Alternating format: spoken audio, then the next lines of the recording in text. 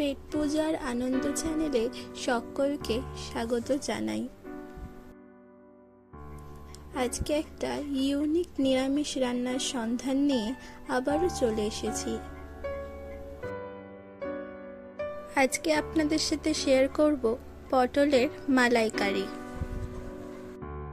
চলুন রান্নাটির সম্পূর্ণ রেসিপি এবার দেখে নেওয়া যাক।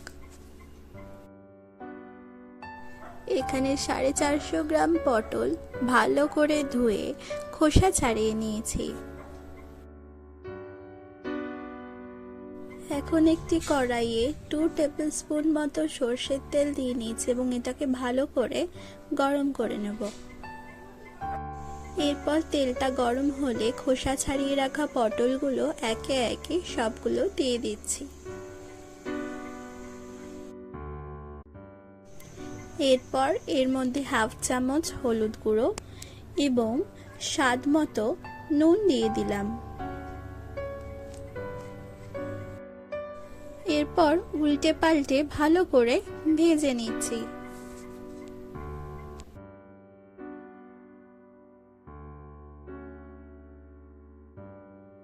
দেখতেই পাচ্ছেন পটলটা এখন সম্পূর্ণ ভাজা হয়ে গেছে।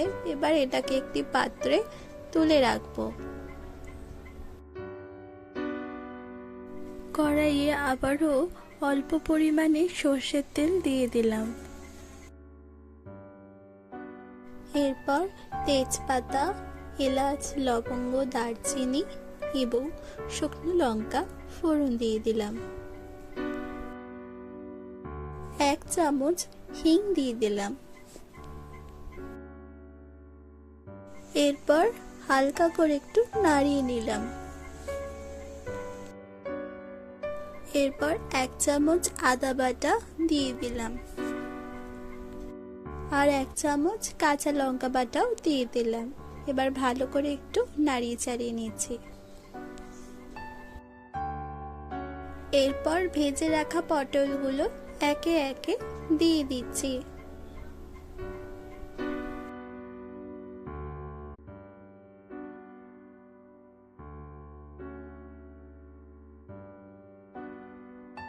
এরপর একটি পাত্রে 2 চামচ মতো টক দইয়ের মধ্যে 1 চামচ জিরে গুঁড়ো, হাফ চামচ হলুদ গুঁড়ো এবং 1 চামচ কাশ্মীরি লঙ্কার গুঁড়ো দিয়ে ভালো করে একটি মিশ্রণ বানিয়ে নিচ্ছি। আর এর মধ্যে 1 চামচ জল অ্যাড করলাম আর সামান্য পরিমাণে নুনও দিয়ে দিলাম। এরপর ভালো করে একটু মিশিয়ে রাখছি।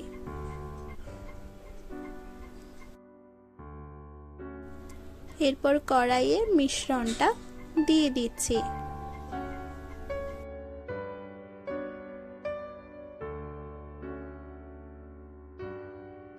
এরপর 3 চামচ মতো নারকেল বাটা দিয়ে দিচ্ছি।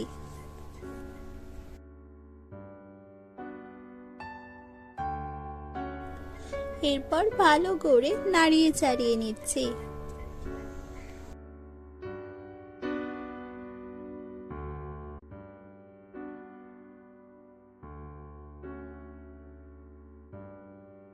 এরপর এর মধ্যে হাফ চামচ চিনি দিয়ে দিলাম। এরপর 1 কাপ মতো নারকেলের দুধ দিয়ে দিচ্ছি।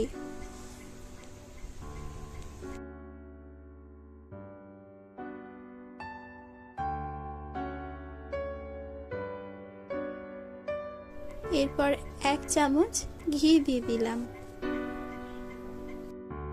এরপর হাফ চামচ গরম মশলার গুঁড়ো দিয়ে দিলাম।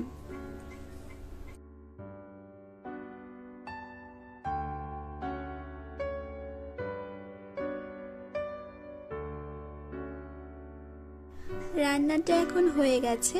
এবার রান্নাটিকে পরিবেশন করে নেব। পটলের মালাইকারি এখন সম্পূর্ণ রেডি অ্যান্ড সার্ভড। রান্নাটি অবশ্যই বাড়িতে ট্রাই করবেন আর আমাকে কমেন্ট করে জানাবেন আপনাদের কেমন লাগলো।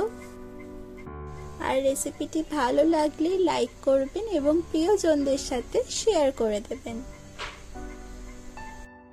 আর চ্যানেলে নতুন হয়ে থাকলে চ্যানেলটা কিন্তু সাবস্ক্রাইব করতে অবশ্যই ভুলবেন না। তাহলে আজকের মতো এখানেই বিদায়। আবারও দেখা হবে নতুন একটি রেসিপি নিয়ে। ধন্যবাদ।